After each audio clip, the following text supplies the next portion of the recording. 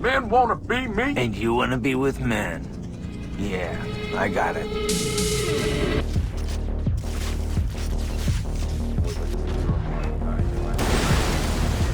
I call shotgun. That's my kind of blowjob.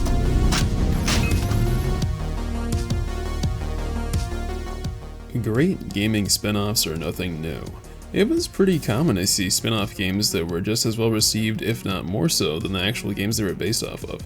Games like COD 4 and Need for Speed Underground are more recognizable than the original games in the series, and people wouldn't really know about the originals unless they were diehard fans. Far Cry 3 Blood Dragon is in a unique position because it's so far removed from the original game, it's almost hard to make a direct comparison between the two, yet it's just as enjoyable if not more so than the original game. While the original Far Cry 3 is a surprisingly philosophical shooter for how mainstream the game was, the Blood Dragon expansion is pretty much just like an 80s action romp through and through. It wears its inspirations on its sleeve, and there are multiple things in the game that aren't just straight up inspired by 80s movies, but are pretty much just actual copies.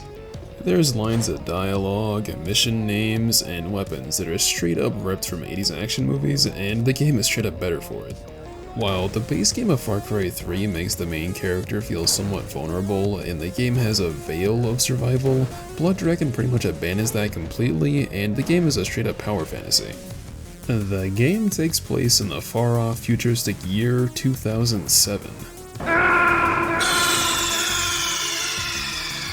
The world is suffering the aftermath of a nuclear war between the United States and Russia. You play as the cybernetically enhanced Rex cult that is sent to an unnamed island to investigate Colonel Sloan. The island itself is actually a repurposed cut-off section of map from Far Cry 3, and this actually really surprised me. I couldn't tell when I actually first played the game. Even if you've played a lot of Far Cry 3, I doubt you would even notice all the road layouts being the same because the actual scenery is so much different. You start the game off infiltrating one of Sloan's facilities with one of your best friends named Spider. After a hacking attempt gone wrong, you have to stop a nuke going off by just straight up punching a side panel and ripping out some wires, but despite this, you still end up getting captured.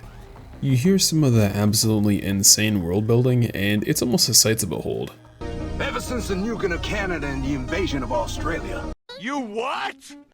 Your best friend Spider gets killed, and you get left for dead, and this is where the game really starts. You wake up in a blood dragon nest, and you see their vicious nature right off the bat. They don't see very well, so they'll mostly respond off of sound, and they'll start glowing different colors based on their aggression. If they get aggressive, they'll start slashing, and they can also shoot out massive lasers between their eyes. You can lure them with the cyber hearts from the replica soldiers you fight in the DLC, and you can also use this to lure them to other enemies. Now, from here on out, the story is pretty sparse, and it's pretty much just an excuse to put you in some combat arenas. I don't think this is a bad thing though, and I think it actually is one of the game's strengths. From this point on, you're assisted by Dr. Darling, who is one of Sloan's Canadian assistants. And she's not even from America. She's Canadian! For some reason, she couldn't tell that he was cartoonishly evil until now, so from this point on, she's your main assistant throughout the game. So now that you're actually let loose in the open world, I have to give my biggest criticism of the game. When you first started the DLC, all of your weapons were fully upgraded and they all felt really great to use, but now that you're actually out in the open world, they don't have any upgrades on them at all. Now, it's a pretty standard thing for a game to give you fully upgraded weapons and abilities at the start, and then to take them away later, but here, it feels especially bad because the power gap is so large. I actually can't think of very many games that have the weapon scale this much with the upgrades. The only real comparison I can make is how different your power skills when you first play Crackdown. At the beginning of the game, you can barely jump 10 feet in the air, but by the end, you're jumping over skyscrapers. That's what the weapon progression feels like in this game. Let's use the Galleria 1991 as an example. When you first get one in the open world, it's just a regular lever action shotgun that's honestly pretty weak. It's not that accurate, it's not that powerful, and it feels like a pretty basic early game weapon. Just getting the semi-automatic upgrade probably quadruples your DPS, and the gun goes from being pretty mediocre to an unstoppable machine. And if you put in the time to get the incendiary upgrade, it can pretty much throw a Molotov cocktail on demand, and you can do that 8 times in an entire magazine. You can also get double and quad barrels and extended magazines, and before you know it, you have one of the most overpowered shotguns in gaming history. I can't really think of a more powerful one, to be honest. It makes the Pack-a-Punch Spaz 12 feel like a Nerf gun. This probably goes doubly so for the sniper. At first, it's a pretty standard bolt-action rifle that's actually not super powerful, to be honest. It really struggles with the heavy enemies, and it's almost not even worth using, but before you know it, it's semi-automatic and you're shooting explosive rounds, and it can destroy entire convoys in one shot. Sadly, the pistol from RoboCop doesn't have nearly as much of a power bump, and it's actually one of the worst weapons in the game. That also doubles for the Phasertron, which is kind of like the assault rifle / SMG role in the game, and honestly, when you fully upgrade it, it's okay, but it has nothing on the shotgun or the sniper. And there's not too many weapons in the game, but when you fully upgrade them, it's almost intoxicating to use. My problem is the weapons feel so weak when you finally start playing the game that it's almost a requirement that you go around taking over outposts just so you can get some upgrades. Now, luckily, taking over outposts is one of the most fun things to do in the game, but I would have liked to do it with some actually decent weapons. There's only 13 outposts, and honestly, it doesn't feel like it's enough. So when I actually played the game and I got onto the open world, I ignored the story and spent an hour just taking over Outpost, and then I did one mission, and then I realized my weapon still felt pretty bad to use, so I took over another 5, and before I knew it, I was like, well, I might as well take over them all because I'm so close to it anyway. It actually felt pretty natural though, because you level up throughout the story, and luckily, you don't have to allocate skill points like you do in the base game of Far Cry 3, you just naturally unlock new abilities. I think removing the shoehorned RPG-esque elements out of the base game of Far Cry 3 is actually one of the best ideas the DLC has, to be honest. So as you're taking over outposts and leveling up and doing the odd story mission to break up the monotony, it actually had some really good pacing, and I'm really surprised at how well it felt all these years later. But can you imagine my shock when I did 2 story missions and I took over all the outposts and realized that I was at the end of the game already? I did every single side mission and I took over every single outpost and I got most of the weapons fully upgraded, and it only took me 3 hours to get to the last mission. And to top it all off, the last mission takes away your weapons, so I couldn't even test out the new incendiary rounds for the shotgun. The last mission itself is a great spectacle despite the enemy spam, and I really enjoyed it, but this is one of the few games that I've played in a really long time that I've actually wished there was more content. There are plenty of games that are only 5 to 8 hours long that I'm actually pretty content with them being that length, but this is one of the first games I've played in a long time that made me just want to start a new game just to keep playing. I actually find that ironic because at least the last time I played Far Cry 3, I thought the game got a little monotonous in the second half. In general, I can't believe how well this game is aged. Far Cry 3 is almost 15 years old, and this game honestly still feels modern. It only feels like it's maybe 2 or 3 years old at max. Playing this game nowadays really reminds me why the entire industry tried to chase this game's design philosophy for the next decade. It also baffles my mind how this game has so much soul and attention put into it, while Ubisoft would put out absolute slop just a couple years later. I mean seriously, before the deception they pulled with Watch Dogs and The Division, Ubisoft was one of my favorite game developers. There's honestly nothing about the combat in this game that feels dated. Everything from the shooting, the movement, the fire effects, the takedowns, they all feel just as slick as they did when the game came out. All of the animations feel 10 years ahead of their time too. The reload animations especially are some of the slickest I've seen in any game, and the movement is in a similar vein as well. I can't think of any other game that has reload animations that are this stylistic that aren't an Easter egg. The only thing that really feels dated in this game is the vaulting. It feels a little stiff and locks your mouse when you're doing it, but other than that, this game still feels like a modern game, and it probably will keep feeling modern for another decade. Now, there's one actual flaw with this game that is unavoidable, and that is the fact that the servers for the game shut down a couple years ago, and that means the online functionality is completely gone. Now, this happens all the time, unfortunately, but in most cases it doesn't really matter. But in this game, every time you press the escape button, it tries to connect to a server that doesn't exist anymore. You can't cancel this or back out, which means every time you press escape, you have to sit there and wait over a minute sometimes, and this feels awful. So if you start the game, you're trying to dial in your sensitivity, be prepared to wait 3 minutes just to check it. Same thing applies to changing your graphic settings, or even just trying to look at what kind of skills you unlocked. Now, there is actually a solution online for this, but I'm kinda baffled that they didn't just patch this out of the game, considering that they added achievements a couple years ago. Now, I almost 100%ed my save of the game, and it only took me about 4 hours, and downloading a fix for a 4-hour game is honestly kind of a pain. Other than that though, the PC port worked perfectly fine for me and I didn't run into any problems. In fact, this was my first time playing the game at max settings in more than 60 FPS, and it was actually a spectacle.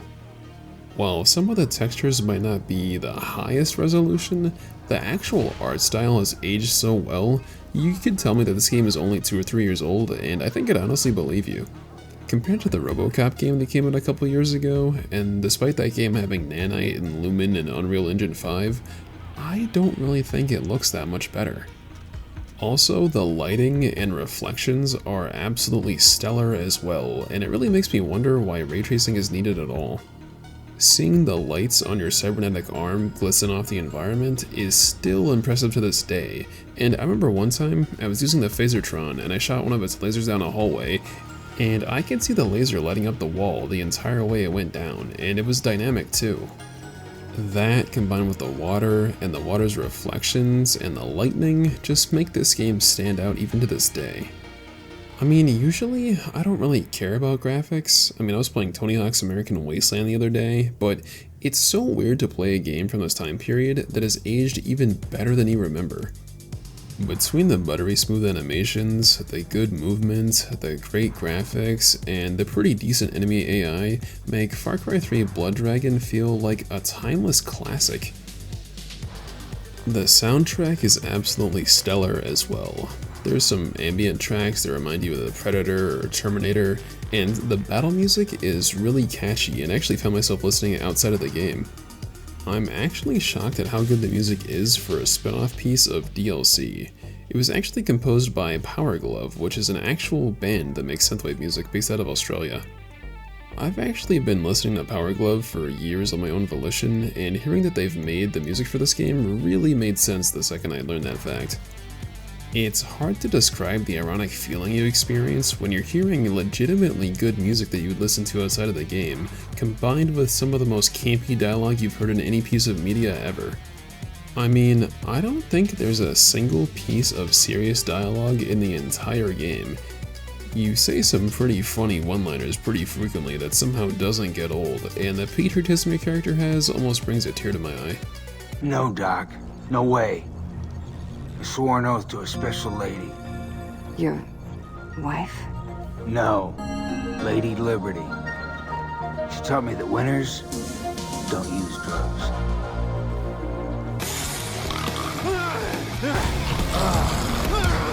I guess the Doctor is the most grounded character in the game, but despite that, she still says some pretty insane stuff in the last cutscene. It also wouldn't be a Far Cry game without, wrestling. I'd also say it's definitely worth your time to open the PDA and look at some of the descriptions for some of the animals and weapons in the game, as they're really funny to read. Like, take the Devil Goat for example. Whenever you level up, your character throws up some metallic metal horns, and I always thought this was just some random stylistic design choice and never really paid too much attention to it. Well, it turns out that every goat that you see in the game is actually the devil himself. Every time you hunt them and you loot them, you're actually damning many souls to damnation. Eventually, he will bring forth the apocalypse, and every time you throw up his devil horns, you're actually doing his work. I can't believe there's this much lore just hidden in the menus.